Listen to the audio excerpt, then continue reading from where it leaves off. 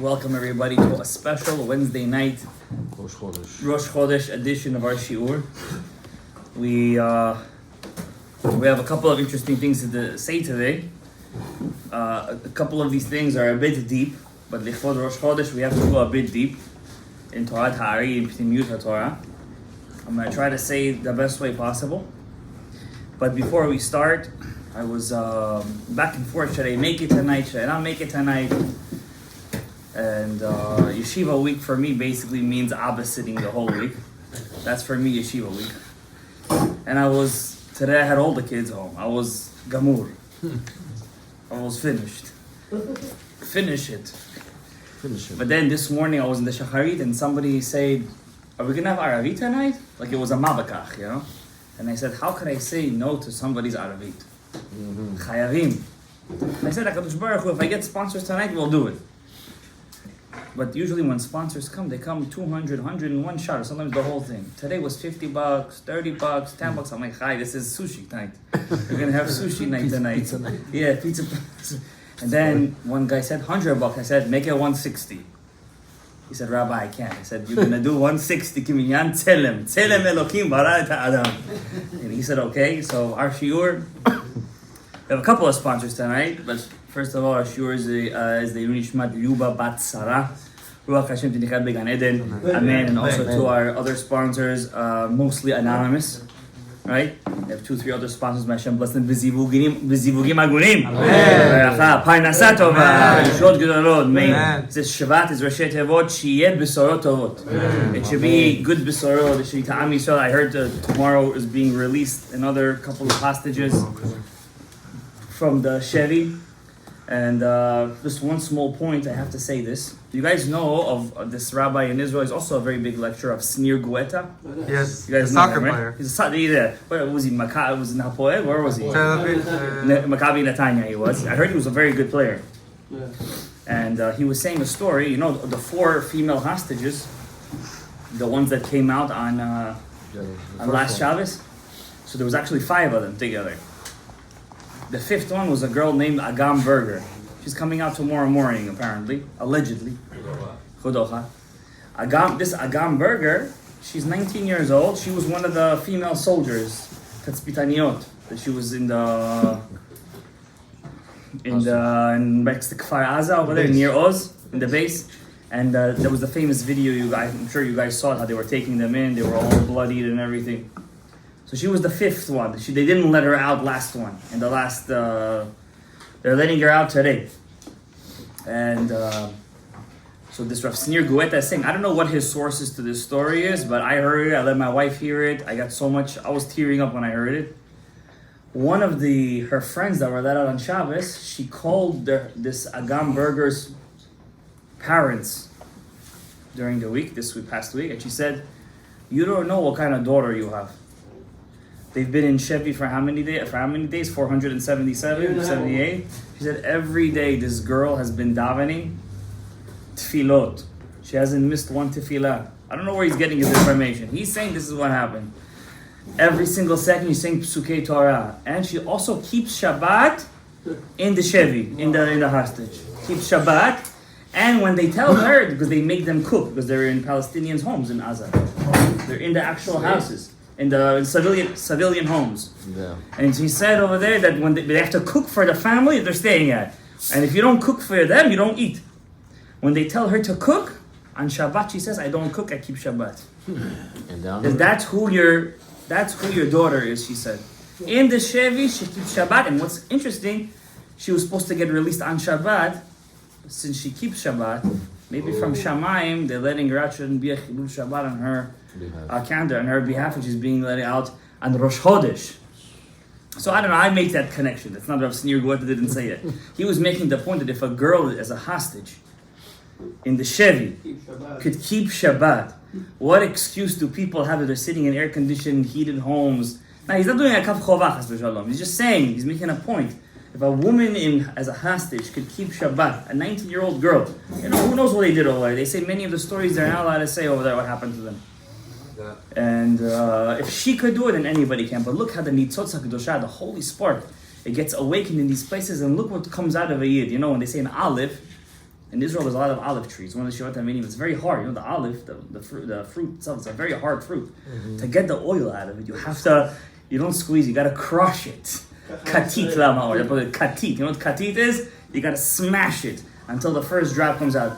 So the Gemara says, Am Yisrael is like an olive. It's a shem and zayit. To get the juice out of us, you have to crush us sometimes. When we're put under that pressure, the best of us comes out. The best of us. And what do we do out of that olive oil? Light. Right? Kiner mitzvah v'torah. The Torah sometimes comes out of us when we're in the worst, when we're in the hardest of situations.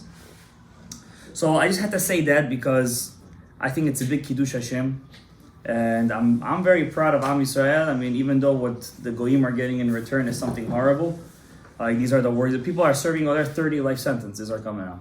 30 life sentences.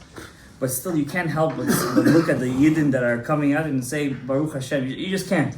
And you are happy with every Yid that's coming out. That's the truth of the matter. But I'm nobody. I'm just making my interpretation. Every Yid that comes out of these places is taking out with them Mitzvot Kedusha from Aza. We know that in Aza, this is what we're going to start the shiur with. Our shiur is about Shemirat HaEinayim. We're in Shavavim right now, these 6 weeks, correct?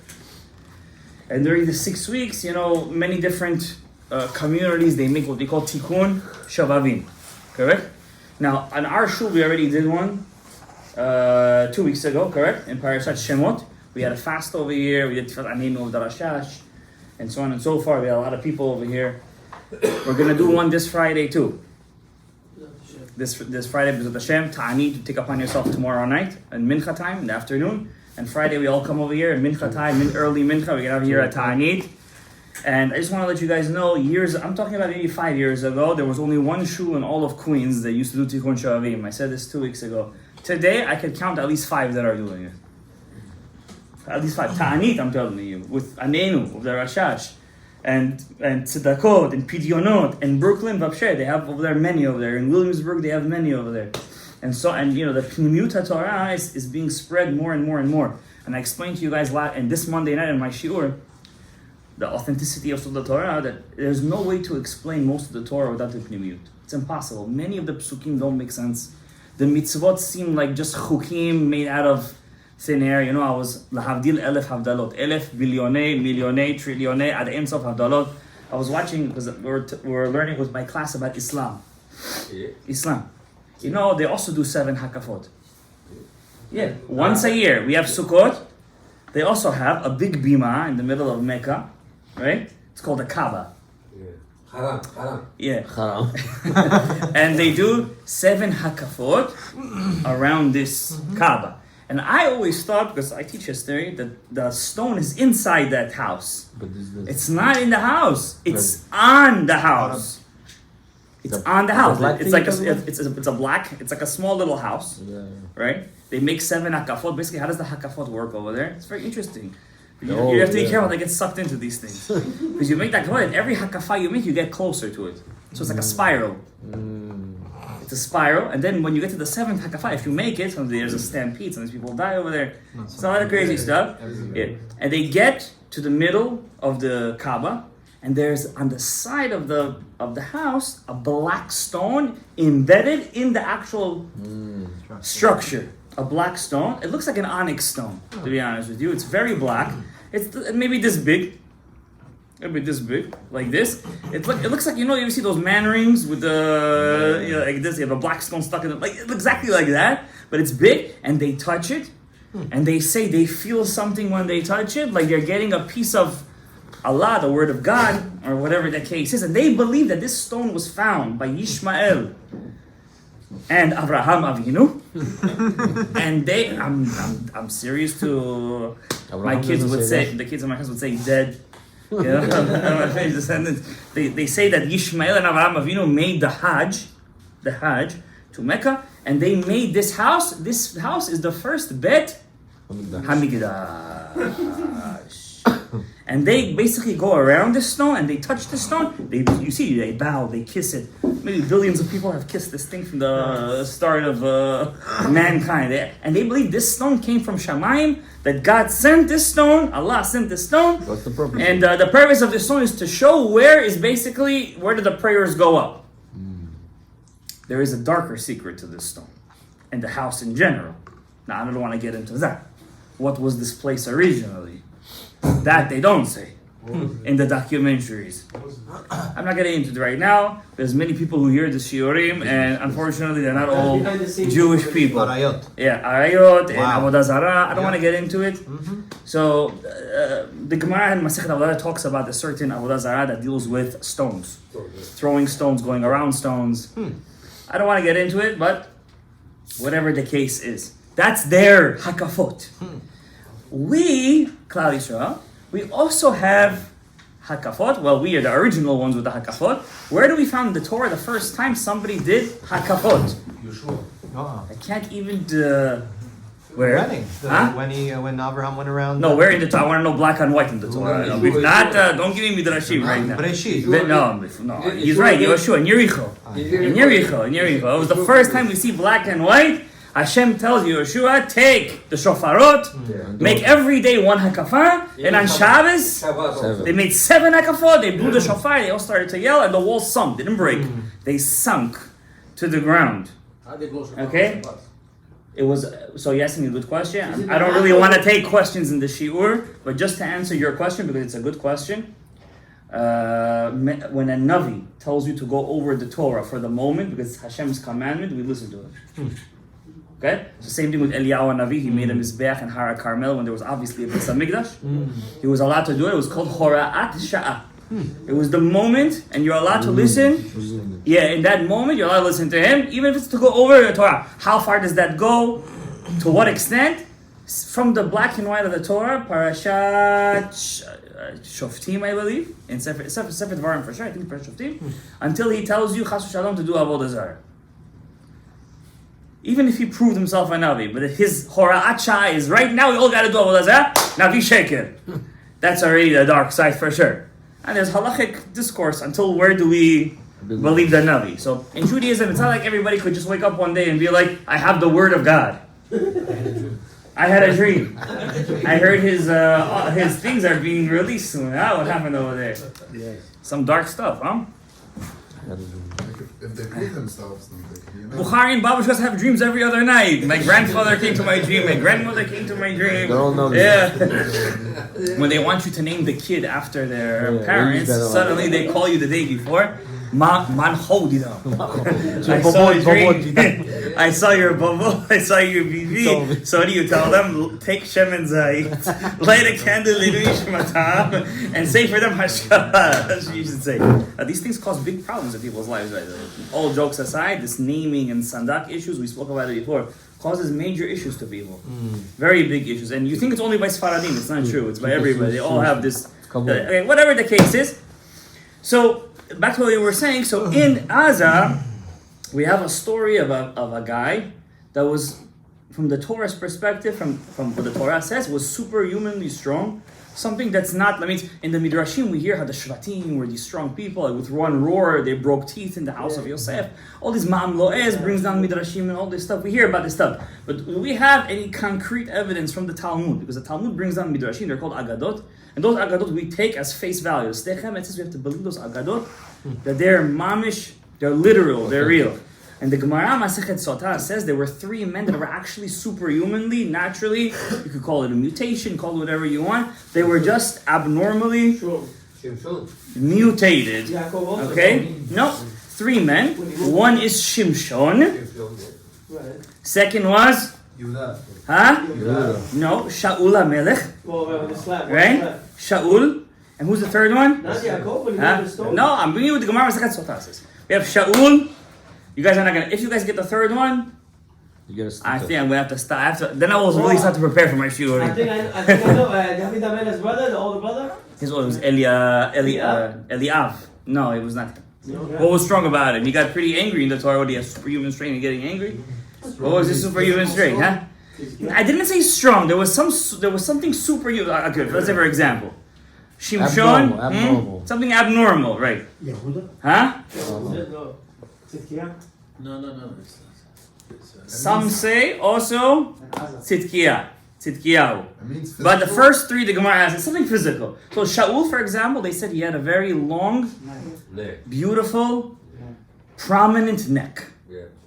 something not human, something that would when you see him in a crowd, he stands out. The Torah says the story in the book of Shmuel Aleph that Shaul was a very humble man, at least in the beginning. And in the beginning, when his father loses a couple of pradim. Pradim is mules. Mules. Female donkey. No? Donkey with the horse, mule, right? Yes. He loses mules, and this is basically the Tesla of back in the day. Mountain. Yeah, this is we gotta call in the cops. You know what I'm saying? They lose some mules, so he sends Shaul to find them. This is the source how we know Shaul is a very beautiful and prominent person. So he goes to find, and everything the Torah writes is written Baruch HaKodesh in prophecy. That's why the book of Divrei Yamim ends everything. Ezra is Malachi. Ezra is the last prophet. He ends all the books. After that, we had books, right? The book of Hashmonaim.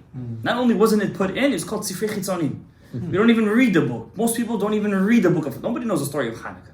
I say some stuff here and there. You hear some shiurim here and there, but you don't really have the whole story. You'll fall asleep in the middle because it's a historical class, right? So you have to make it interesting. There's a book called Book of the Maccabim. Now with a chaf. Big mistake. Maccabi with a chaf is not how they used to call it. Maccab with a chuf. Yeah, they were Middle Eastern. They were Semitics, right? Maccab. You know what a maccab means? The hammers. Because when they used to see the enemy, no jokes. One, Boom. they used to. Now, how did they become Maccabi with a chaf? They lost the hammer. That's already the Chachamim want to bring them Kavzechut. So they said on their shield was written Mi Kamocha Be'elim Amunai Reshet Yod Maccabi. Now what's interesting, the Israelis, the soccer teams, they're all called Maccabi, Apoel, Maccabi. How do they write it? With a kuf or with a chaf? With a chaf. Mi Kamocha Be'elim Hashem. They don't even know they're right. They try it with a kuf. It would make more sense. Maccab. Right? Whatever. No, it's we call a funny moment in history. Sometimes you don't know what you're doing, right? So Shaul HaMelech goes to find Pradim, and he's already 3 days looking for these things, and he can't find them. So his servant who's with him says, let's ask the Ro'eh, the seer. A Navi was originally called the seer. What's a seer? Every part of your body moves by a neshama. There is a battery inside of you that pumps. You have your skin, your meat, all the layers, your inner organs. What makes the heart pump?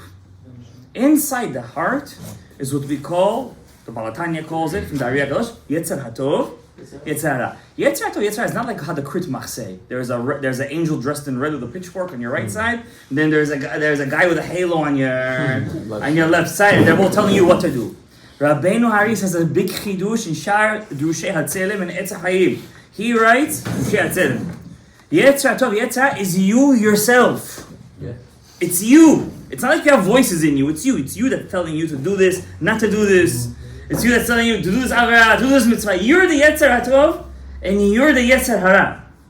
Just, it's a more spiritual part of you. Where do you get this Yetzer HaTov and Yetzer Hara? I said this to you guys many times in my shiurim. What's the Yetzer HaTov and Yetzer Hara? Your parents. Correct. On the night of your conception, whatever your parents thought of are the mitzvot that they did on the night of everything that they did on that day when they conceived you, that is what your Yetzer HaTov and your Yetzer Hara is made out of. Now inside your Yetzer HaTov and your Yetzer Hara, what's inside of that? Something called Elokai Neshama Shenatata Bi Tehora. That could never be damaged, never could be. This is something Chelek Eloka Nimat, something so pure you can never damage it, right? Now this Elokai Neshama Shenatata Bi Tehora, every person who is a Jew or who becomes a Jew gets. Doesn't matter what. If you are a Jew, you became a Jew, you always have this. Why? The moment that the person dips in the mikveh, he said the beracha, Baruch atah Hashem Elokeinu melech haolam, asher kdishanu, shtav etzivanu ala tevilah. He says the beracha of the mikveh, and he says, what does asher kdishanu mean? That he commanded me. So he's not lying when he says that. That means that moment that he gets chelek eloka mimad, he becomes mamash chelek eloka mimad. How does he do it? With his peh, with his beracha. That beracha, and you guys say blessings every single morning. How many you make? At the start of your day, you already make 20, 21 blessings. Brachot HaShachar. Berachot. How many brachot you have to make a day? 100. Why 100? Gematria Samech Mem. You have a Samech Mem, that's your Yetzirah. Samech Mem is 100. How many brachot you make? 100 brachot. 100 versus 100. Huh? That just breaks even. Okay, now you have the free will right now to do the next one. You gotta make the 100. That's what you have to do. The minimum. Yeah, you gotta take that. You gotta take it to the next level. Now, so we have Shaul. So he's the sea. So inside your eyes, you have a power. You have a neshama. Today, B'ezrat Hashem, bli neder, I will show you from the Siddur about HaKodesh what part of your neshama is in your eye. The tzaddikim, by purifying their eye, this Mutzi Shabbos, we have the Hilulah of the Baba Sali. All the Mishpahat Abu Hatzira. All the Mishpahat, what? Today was the Hilulah of Yitzhak Kaduri, yes. Oh, but he had a different power. Maybe one day we're going to talk about that. Maybe the next time we have his Hilulah. Oh, you know what we're going to say today too? In the all the Judah Abu Hatzira, his son Rabbi Meir. No, Baba Sali was married to 3 women at the same time. Yeah, he wasn't. Yeah, the Moroccans, they don't. They were polygamous, right? We didn't take upon ourselves cherem de Rabbeinu Gershom. When did Sephardim take upon themselves cherem? Get me back to this whole seeing thing. When did we take upon ourselves this whole cherem? When? we came to America. In America, everybody here has 5 wives on the DL. What? Girlfriends. Yeah. So what America? When Israel became a state, the first chief rabbi of Israel as a state, Rabbi Ben Zion Meir Chai Uziel. He said that? Sfaradi. Look how many names he has. Ben Zion, Sfaradi. Meir Chai, Sfaradi. Uziel. So Sfaradi. These names are... You show me Ashkenazi with the name Uziel. That's my And the Argazin. I never seen any Uziel. The Sfaradi complete. 100%. Ben Zion maybe, yeah. He was with the same time, the chief rabbi, he was the rabbi of Ireland, the Ashkenazi chief rabbi, Rabbi Herzog. If you see him in the pictures, he looks like a university dean. The top hat, but not the regular top hat, the long ones. With a beard. Hamburg. Yeah, but the special one. He looks he had a dissertation, he was in university. Before that, he was the chief rabbi of Ireland. It's all right. Oh, snap! They buy him with credentials. Right? You look at the Sephardi rabbi, you Google them. See them one next to another, mamash, like day and night. But they're black and white pictures. So Rabbi Herzog, the chief rabbi, Rabbi Herzog, of back in the day, he's actually the grandfather of the Israeli president today. Yeah. The Herzog today, the one he was just in the Lubavitch Rebbe Kever. Yeah. Right? He was just there 2 days ago, 3 days ago, huh? No, not B. He was prime minister. This Herzog is the president, right? This guy is chiloni lechol davar. You know what lechol davar is? Like left. This guy is uber left. Yep. Liberal left. He's the grandson of the first chief rabbi of Israel. Yeah. This is Rabbi Herzog. Rabbi Herzog was a very big. He made his dissertation in Israel in the university. What's the real tchelet? He had a whole paper about it. This, that, and you know the tchelet that you guys all wear. I don't wear, but you guys wear the Murex trunculus, right? So, huh? Is that the name of the species? Yeah, Murex trunculus, right? Cool. And when he opened, but the issue was everybody said that was the tchelet. All the mechkarim is all the researchers, not the rabbi, the researchers. And some rabbis too, I shouldn't say that. I know somebody's going to send me a message. Some rabbis too say that. And then, but the problem was the color that came out was not blue. It was purple. But when it's in a... But he didn't know that. Rabbi Herzog didn't know that. It's a new invention, by the way. One Israeli researcher, Israeli, he was trying to figure out what's the real tchelet. So one day it was hot, literally. He took the vat with the ooze, because when it comes out of the not the shell, the gland, it's all yellowy. It's a mucus, it's secretion. He put it in the sun. He went inside the house for something to get something. He comes back. It turned to what color? Blue. Blue. Eureka. Chokhmah. So he said, it's the Murex trunculus, but it needs what? The missing ingredient, which is what? The sun. Sunlight. Now you can understand how come all the rabbis were like, Huh? what? Sunlight? Seriously? What is this Kiddush? Where does this come from? The Rambam doesn't mention it. The Gemara doesn't mention it. Nobody mentions this. Why are you bringing me this? Well, you gotta listen. You should know one thing about Chachamim. Chachamim are very, very close to tradition. They love tradition. Masoret. When you come to the Chachamim and you bring them something new in their Masoret, they will fight you, not to the bone. They will put a cherem on you. They will destroy you. They will wipe you out, and zecher, all the zecharim, whatever you want to say. Remember that guy a couple of years ago, he made a Shabbat switch? Remember that? What happened to that? They just obliterated him. I think he's still alive, but they said, no, that's it. You can't, don't bring him in, this is not accepted. You don't do this. But you know, something's interesting, and we're from the tangent again. Yeah, But I have to say, this is interesting stuff. Do you know the Shabbos the timer?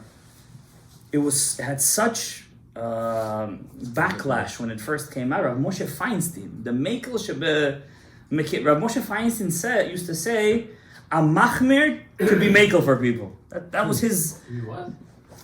To save people. Lenient. To be machmir, a machmir means I'm stringent to find the leniency. That's what he used to say about himself. Rav Moshe. He used to say it for pikuach nefesh, but you could say everything's pikuach nefesh. So when the Shabbos timer first came out, the Shabbos timer, Rav Moshe Feinstein was against it. He said it's asur, Shabbat, this, that. But for some reason, we weren't alive back then, but for some reason, some things when it's accepted in Shamayim, you just can't. The tie, the tie takes it. It just takes it with it, and it was accepted in Klal Yisrael. The Tchelet too is a big backlash. Most rabbis don't accept it, but for some reason, it's getting more and more steam. One thing I don't like what they say about the Tchelet. One thing. Some rabbis want to learn that the Ari would say it's okay to wear Tchelet. They say if you learn the Ari HaKadosh, if you learn him correctly, He allows it. he would say this is the Tchelet. Because the Ari HaKadosh says when there's a Beis HaMikdash, there's Tcheles. No Beis HaMikdash, no power of Tcheles. So there's an obvious question on the Ari HaKadosh. The Gemara says that Abai and Rava had Tcheles. Abai and Rava were in time of the Beis HaMikdash. Hundreds of years later, how did they have Tcheles? So it's not that Ari HaKadosh is saying that there is no Techelet. He says the power of Techelet is not here if there's no Beis HaMikdash, but there still is Techelet. So they say we can also answer up the Ari HaKadosh. I don't like that. You're messing with the Ari HaKadosh, you have to watch what you say. It's not, he had Masoret from Eliyahu HaNavi. Every rabbi, every story that you say, I'm not saying, Rav Chaim Kanievsky, all the Big Chachamim.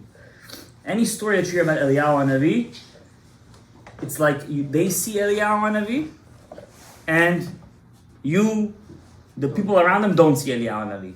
But when the Ari HaKadosh learned with Eliyahu HaNavi, he saw him face to face, arm to arm.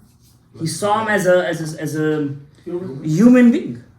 That means Ari HaKadosh had straight Masoret till Moshe Rabbeinu. Moshe to all the Nevi'im, to Eliyahu HaNavi, Achia Shiloni, all the way to the Ari. And we even have the room till today. In Tzfat, if you've ever been there, there's a room over there. In the Sephardi, it's right by the kever. When you go over there, in the right side, when you go down, there's always a guy yelling over there, who wants me to open up him the Hechal? And obviously you have to give him a tip afterwards, because if you don't, you're a krachabor. But who wants to come? And over there on the side of there, there is if I one day will build a shul, B'ezrat Hashem, very soon. The one thing I'll be makpid, how the Ari has in his shul, the way Lefi Ari HaKadosh, the way it's supposed to be, it has to be 6 steps. 6. It doesn't matter how big the step, it has to be 6 steps all the way to the bima. Sticks zvak the Yitzirah. Every time the Chazan, he's standing at the top of Yitzirah and guard the Yitzirah. You know what I'm saying? The Chazan is a very big thing. there is Mohel, there is Posek, there is Dayan, there is Sofer. On the top is a Chazan. What's a Chazan? The word Chozeh. What's a Chozeh? A Navi. He's a Ro'eh. A Chazan has to be in the level of a Navi. Today, a Chazan has to be in the level of a Kol. He has to be a musician. If he has a Kol Yafeh, Mabruk. If not, Das Vidanya Kaddish al Israel. We don't need this kind of Chazan. We need Chazan. It's going to awaken the Neshama. Back then, that's why you have to love in the high. If you've ever been in your life in the high holidays in yeshivot, who's the Chazan in the high holidays? The rabbi. The Rosh Yeshiva. The Rosh Yeshiva is Chazan. That's a Jose. That's a Ro'eh. I'm never going to forget in my life, I went to the square for Shabbos. The square Rebbe himself was Chazan for Musaf, and he was crying during Musaf. Back then I was stupid, I was young. I said, how could you cry on Shabbat? Asur. I didn't know that you could cry through the Vekut. I thought you could only cry if you're sad. So I asked the Kasha, how was he crying on Shabbos? But he wasn't crying through sadness, he was crying through Vekut Ba'Hashem. You ever see those guys when they're davening, they're just into it? Sometimes it's real. Sometimes. I don't know when, but ask them when they do it afterwards, how did you get there? Anywho, so Shaul HaMelech, he says, where is the mules? And he says, let's go to the Ro'eh. Who's the Ro'eh in his time? Shmuel Hanavi. Now, I want to tell you guys, you're going to learn a very big lesson in your life, and it's going to be very, I'm not going to go into it today. So Shaul says to the kid, we can't go to him. This is why I don't have any money to give him. Now that sentence should break all your stigmas. Shmuel, of course. Why would he give money to himself?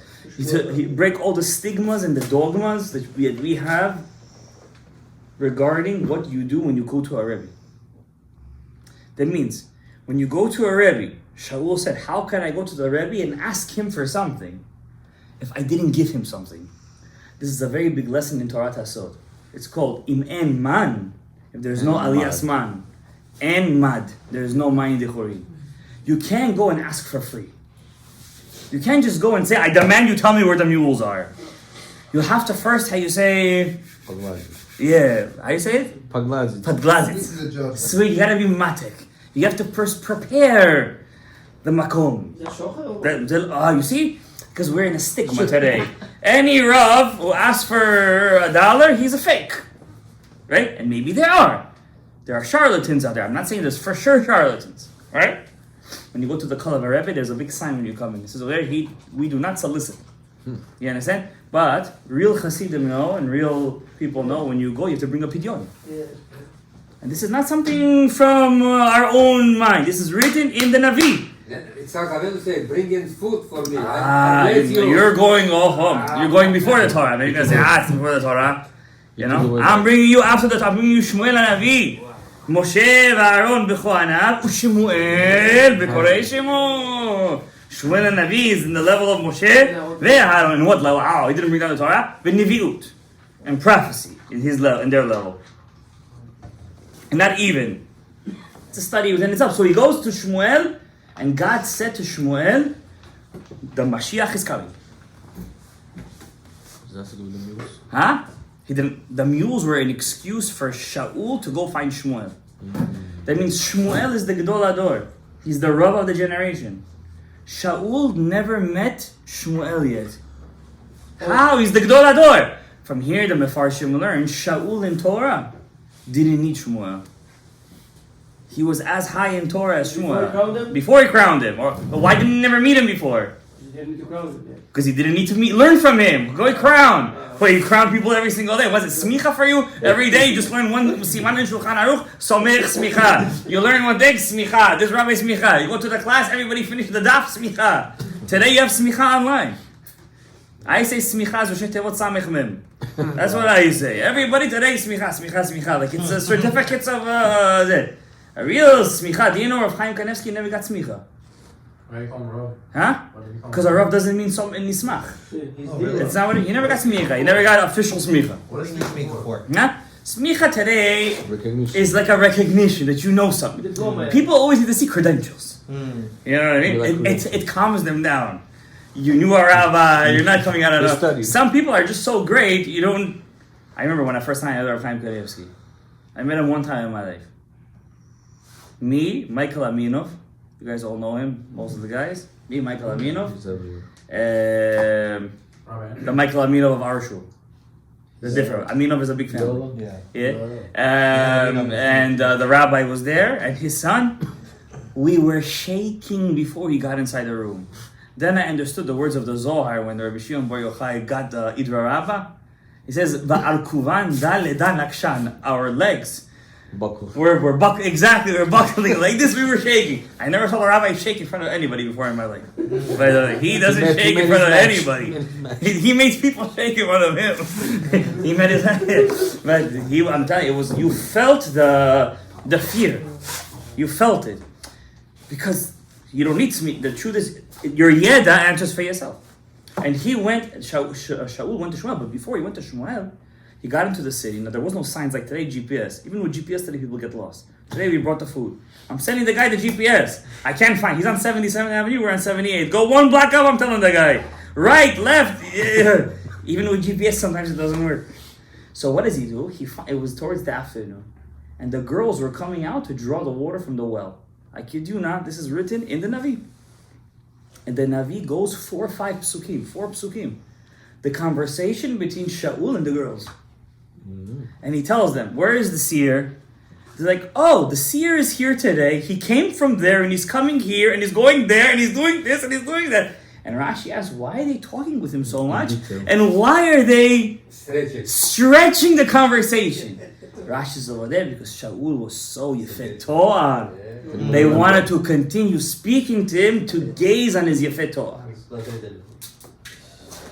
You understand what I'm saying over here? This is the Torah. The Torah has everything inside. It's not the Torah, it's just Lamdish is everything.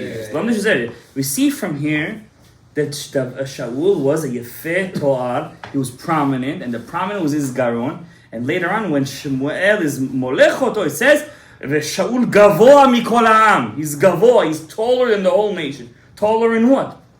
What, he was 8 feet tall? 9 feet tall? 10 feet tall? He was prominent.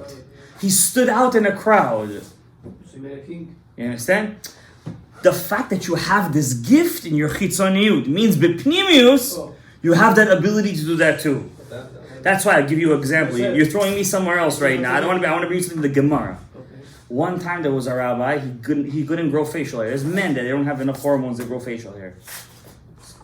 He was a Nazir and he was bathing in the water. Not the water like jacuzzi. Water, a river. A river. You know a river? Yeah. People die in rivers. By the way. The current takes you. So he's and his back is facing the banks. And there was a guy who was passing, a Jewish guy, abandoned, and he thought it was a woman. He said, Yalla, and he jumps into the water, a woman bathing by herself. He jumps into the water, he turns him, what are we in, 21st? He turns him around, it's a guy! No beard or no, but you can't lie. Yeah, once you see a guy in the face, yeah. He says, what is this? He said, what is this? This is the conversation of the Gemara. He says, what are you doing? He said, I thought you were a woman. He's like, wow, you're so strong. Look how he didn't throw him away. Today, if you would see a chuligan, everybody's guilty of this. You would say, if we see a chuligan in shul, we kick the guy out of shul. And understand? Rabbi Yochanan is a Baal Ruch HaKodesh. This is the third guy who's superpowered? No, not Rabbi Yochanan. No, it's like it. No? This is still not considered superpower. So I didn't say. So he said to him, I want to answer your question. Okay. So he said to him, who are you? He said, I'm Rishli. Oh, you're pretty famous. He said, you're pretty strong. He said, Cheilach le'oraita. The reason why you're strong is you should have more of an ability to learn Torah. That means, I heard this once from a rabbi too, an Ashkenazi rabbi, a mashpia. He said, when you see those rabbis who learn day and night, Rav Chaim, you know Rav Chaim used to wake up 2:30, 3 in the morning? Every morning, there's videos of him. Every morning he used to wake up, he used to stand, there's videos of him saying B'chos HaShahar. His wife would stand next to him and she would answer Amen to all his berachot. And then we also have his learning schedule.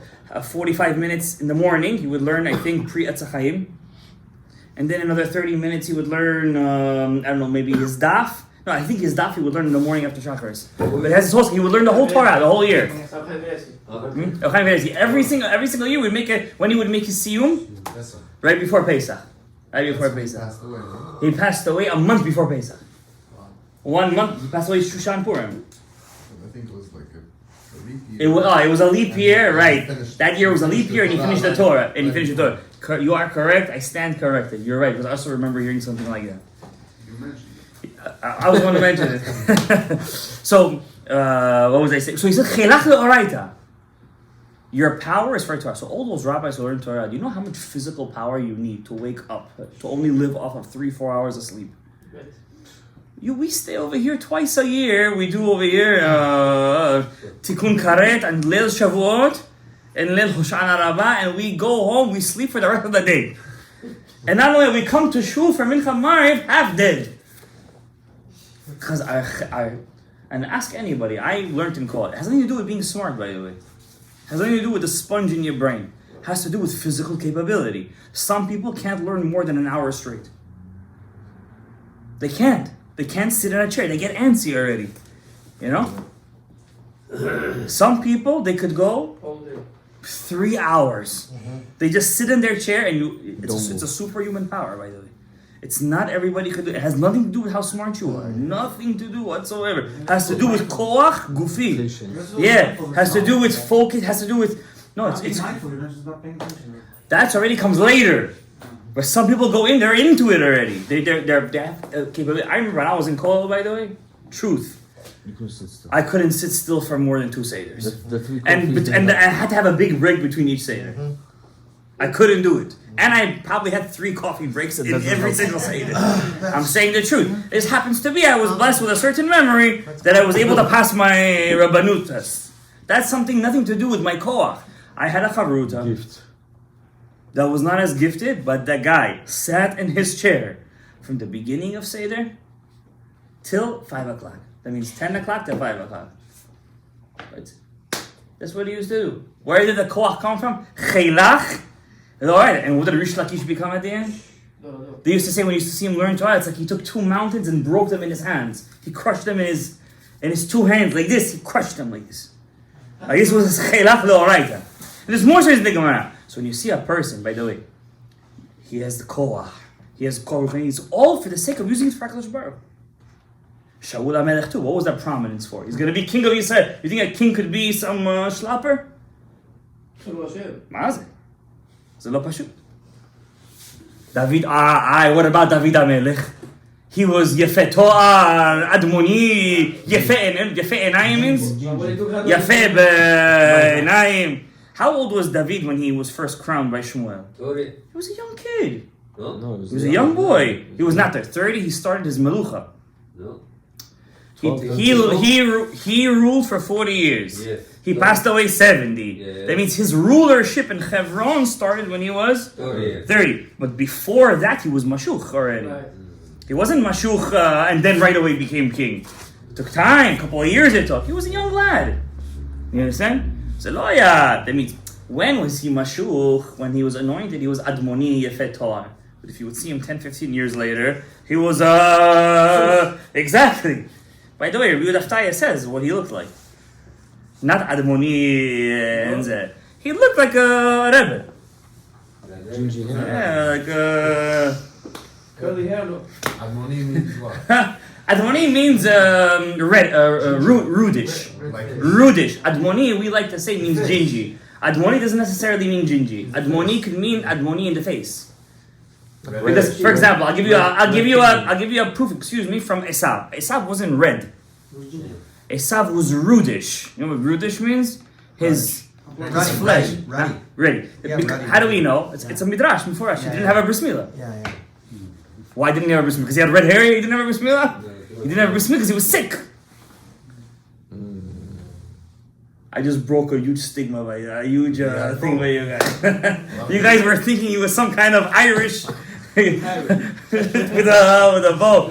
No, they were twins. Esav never had a brit. No. Esav and Yaakov were twins. Yeah.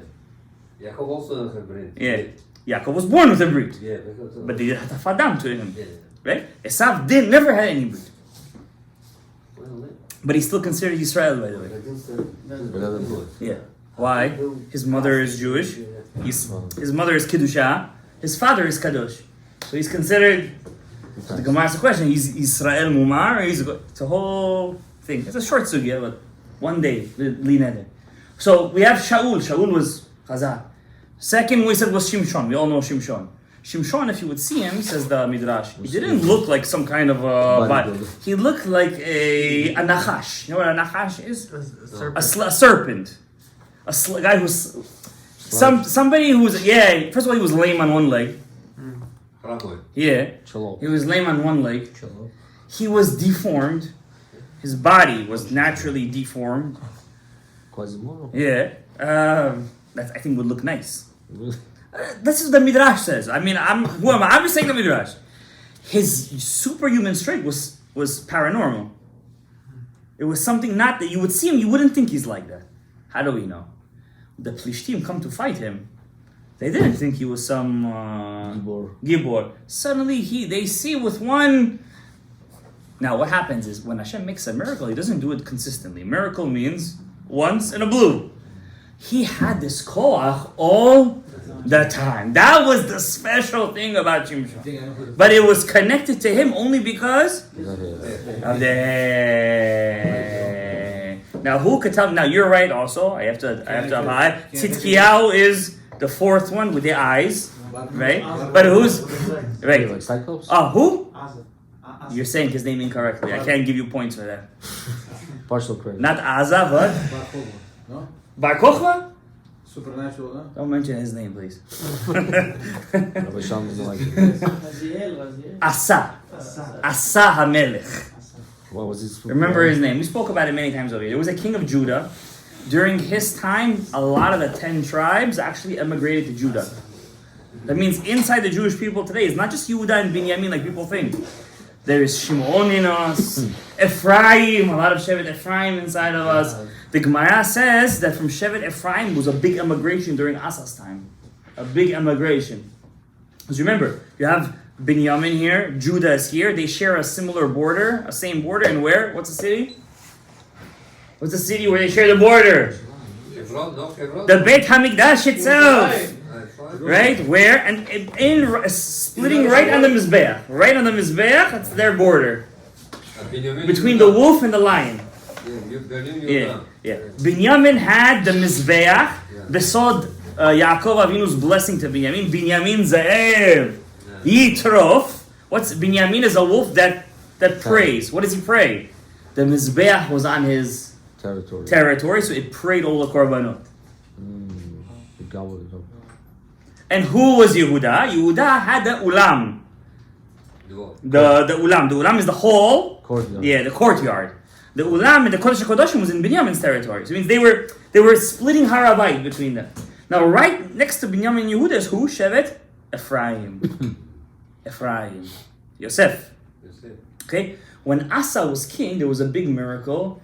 Africa and all its tribes, the Nabutu tribes, they all gathered together and they made coalitions. Yes, they made a coalition to attack this very, very important trade route. Because what connects Europe, Asia, and Africa? Eretz Yisrael. It's in the middle of the trade route. It's a very big, exactly. It's a very big economic trade. Yeah, exactly. This is the original Silk Road over here. And by the way, ancient maps show Africa, Europe, and Asia. They actually throw it like a triangle, like a clove. And it's the 3 countries like that. Yeah. And right in the middle, Eretz Yisrael. So the African king said, attack. And you have over here Asa with a couple of Talmidei Chachamim. Asa. Aleph, Samech, Aleph. Aleph, Samech, Aleph. Asa. It's actually a Goyish name like that. Yeah, there's a governor. I think governor of Arkansas. His name is Asa. Yeah. You thought so. The Klippa, you mean? So basically, he goes out and he wipes out the Africans. He knocks them out. Papuasi. When Shevet Ephraim and all the tribes saw that, they're like, wow.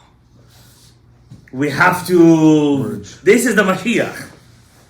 And he had Beit HaMikdash and everything. I don't want to say something about his grandmother. His grandmother was a very evil woman. Can't say it. But look it up in the Navi. She should do stuff with the mifletzet. I've said already too much. I can't say. I said too much already. I don't want to open up that can of worms. Google. Now, I'm not saying this from a midrash. When I say something, I say straight from the Navi. So what did he do to her? To his own grandmother? He sent her sayonara. He kicked her out. His grandmother.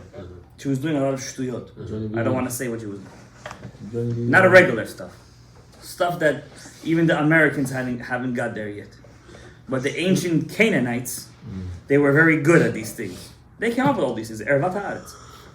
So Asa became king, and Asa had a very big power. If this guy would stand, the Gemara says, on the floor, it was like there's something more than what's that glue? Gorilla glue? What's the strongest glue? Gorilla glue? Yeah. His legs were like two columns of marble. You couldn't move him. He was like something paranormal. Something paranormal. Heavy? It's something that you can't explain. It's just supernatural. When he would stand on the raglaim, you couldn't move him. He was chazak beraglav. Something, yesod, let's call it. Netzach vehod. What happened to his legs at the end? He died from a disease in his legs. Some say it was gout. Back then, people used to die from gout, by the way. Huh? Like crystallization inside the legs. He's still there from the My chavruta used to have gout, by the way. When they call him. That's what they call it? Rich man's disease. Why did he get that disease over there? He used to have gava from there. Too much meat and Yeah. wine. It says that he made all the people, even the.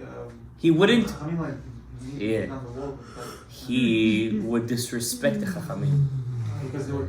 And what are the chachamim called? The legs of Am Yisrael. The Torah. He put down the raglaim of Am Yisrael. Midah keneged midah, and you could also bring all the scientific ways how it happened and all that.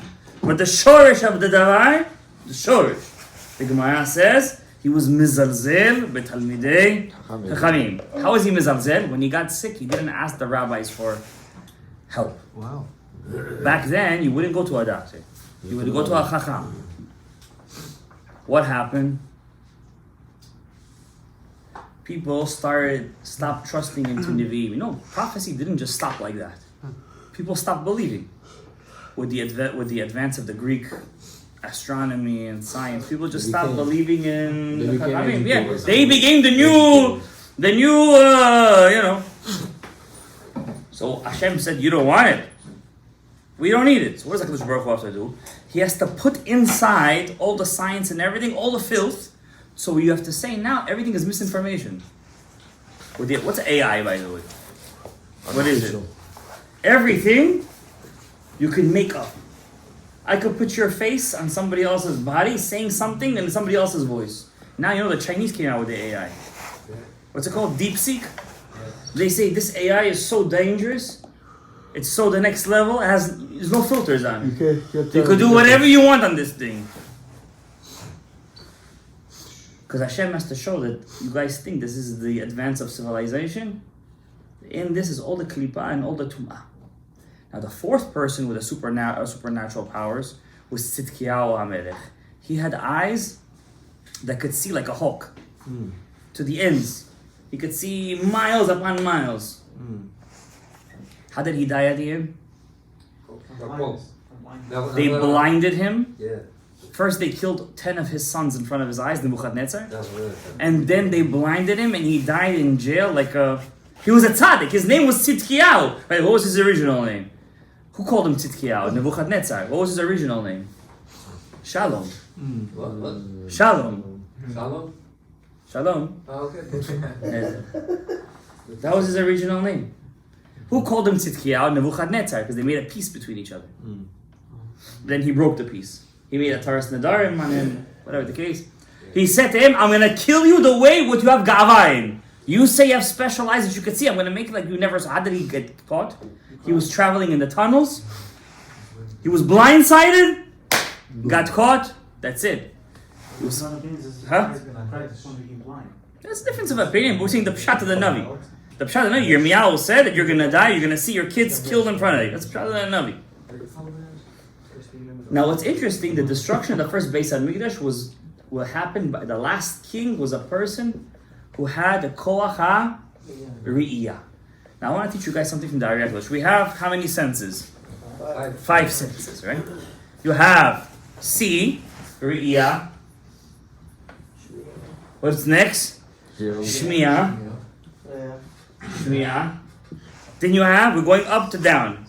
Huh? Re'ah. What's third? Huh? Ta'am. Taste. Pe. Let's call it pe. Pe. Pe. Let's call it. Right? And what's the last? Yeah. Nigia. Okay? I'm going to call it in short vak. You know what vak is?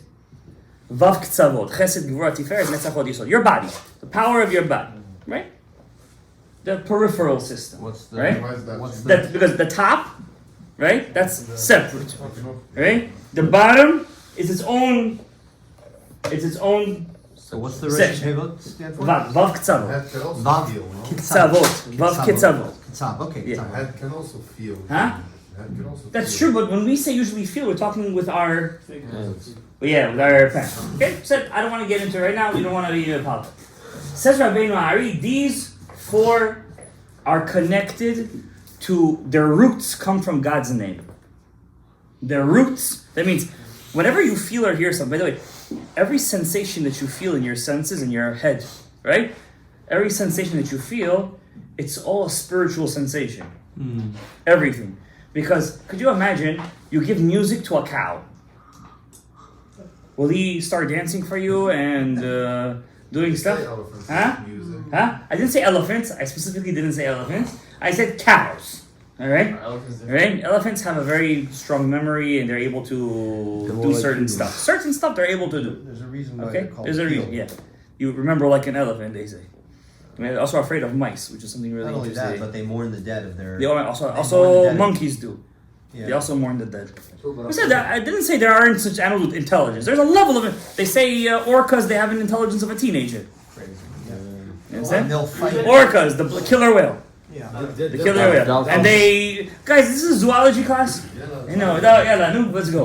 Very interesting. Very good. So we have over here these 4. Okay? Not, besides the touch. The touch is a vak. It's a different thing. It's more of a primitive thing, right?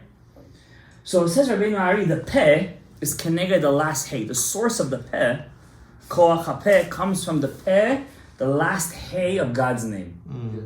Yud Kei Vav Kei. So the last hay is the peh.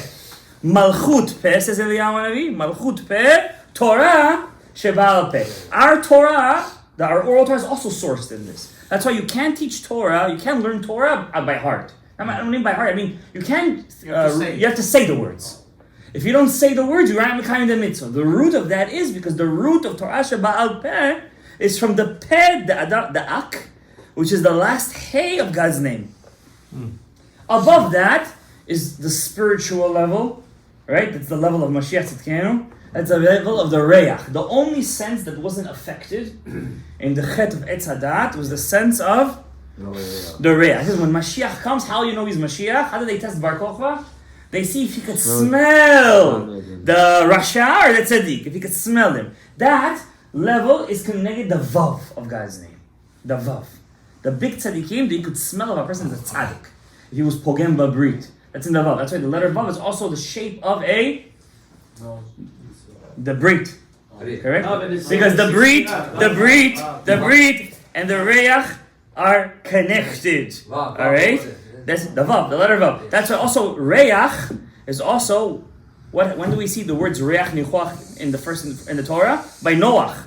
And Noach is the Yisod. When he brought the Korban, it was a Reach Nichuach LaHashem. And then what happened after that?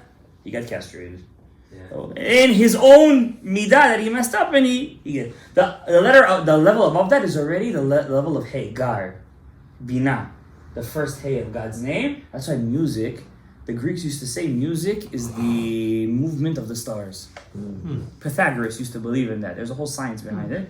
How the movement of the planets makes music. That's why music is such a spiritual thing. The Leviim would play music in the Beit HaMikdash. But says Rabbeinu Hari, the highest level, the thing that gives you the most pleasure, that means the higher you go, the more pleasurable is that sense. That means we are such in a low level, says Rabbeinu Hari, that we have to always feel and touch to feel pleasure. We think physical intimacy is the highest pleasure. Says Rabbeinu Hari, the opposite.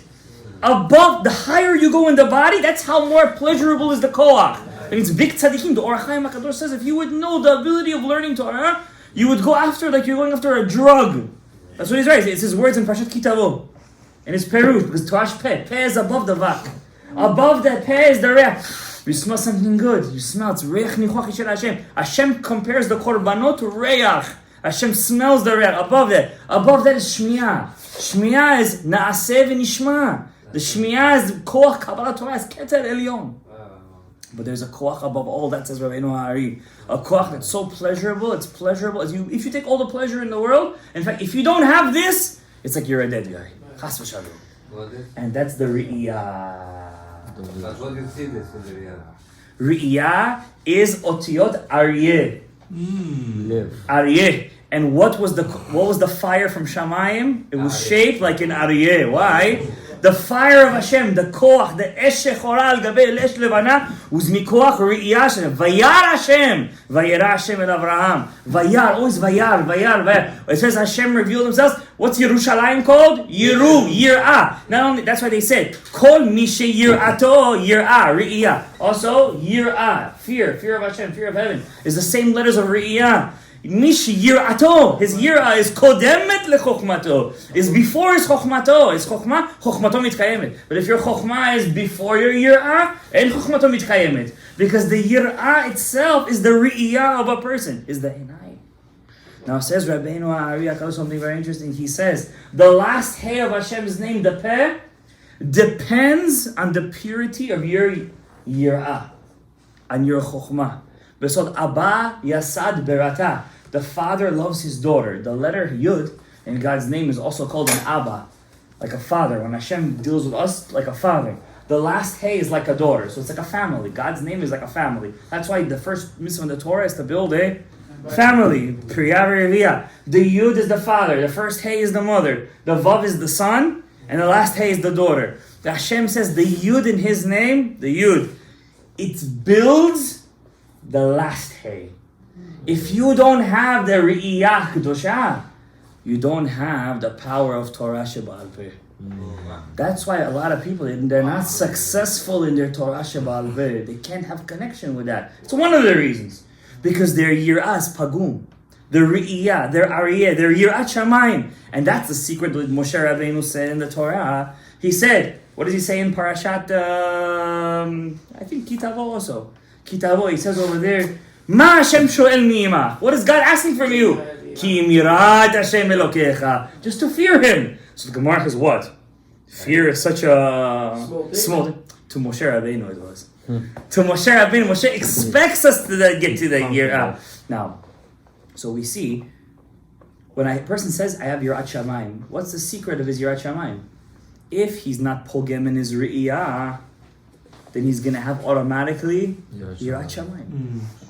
It's the same letters. In Judaism, letters are numbers are words. It's all interconnected. It's all one puzzle.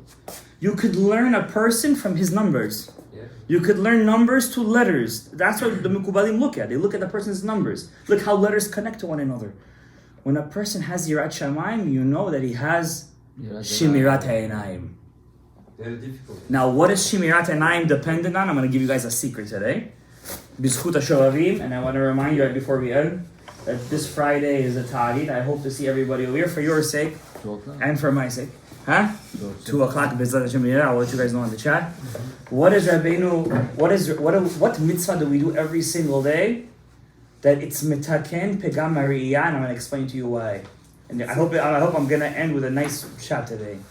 the mitzvah of tzitzit. Uri'item oto uzchartem. But not stam wearing tzitzit. You have to look at your tzitzit. You understand? Ashkenazim have it right on this. Their tzitzit is out. Always out. Yeah, but they're not looking at it. You have to look at it. Uri'item oto. Every time you look at your tzitzit, even at night, by the way, even at night, and you look and you have in mind that you make a mitzvah uri'item oto uschartem because of Hashem, you're mitaken pegam hariyah. There's another mitzvah. Correct. Well, there's another time we were mitaken. Well, I said that Torah is esh. The esh on the mizbeach was what? A aryeh. And aryeh is letters ri'iyah. So what in the Torah? What is the esh of the Torah? The letters. When you look at the letters of the Torah, you're also mitaken pegam ha'inayim. Because the esh of the Torah is the line of the mizbeach, and a line is otiyot ri'iyah. So when you look at it, that's why the Chachamim say, you look at the Torah, find your letter, find your pasuk, find whatever you want. Just look at the thing. Right? Look at it, get the kedusha inside. It's so important. You gotta look. When you go up to the Torah, don't just look at the Torah and you gotta look. You gotta go into the Torah. Put your head inside, close it on you. Finish it. You understand? You gotta look at mitaken the aryeh inside the Torah. Now, why is the tzitzit the tikkun of the enayim? Because the first person who was pogem as enayim was Hevel. Not the first woman. The woman was the first one who was pogem the enayim. That's why their tikkun is to stop men to looking at them. That's why it's their tikkun. When they do that, they're mitaken, they're pegam hariyah. Because it says, Vatere ha'isha. She saw. What did she see? Ki tov ha'etz. The etz is good, v'nechmad. Suddenly the snakes start to speak, hey, what's up? Oh yeah, what's up? Yeah. Just like, make a tikkun for that. What is this? Oh, the love shoot. I mean, who am I to say? I'm just giving you guys a little light. I'm trying to make the sheer light. All right, but who was the first man to be pogem da'enayim? Hevel. Well, what's Hevel's korban? Hevel's sheep. What do we make tzitzit out of? Sheep. By wearing the tzitzit, we're mitaken da'enayim, and b'ezras Hashem yitbarach, we should be zochel l'mashiach tzidkenu. Rosh Chodesh Tov, bracha v'atzlacha, yeshuot gidolot, v'kol habrachot v'chen shanu. Amen.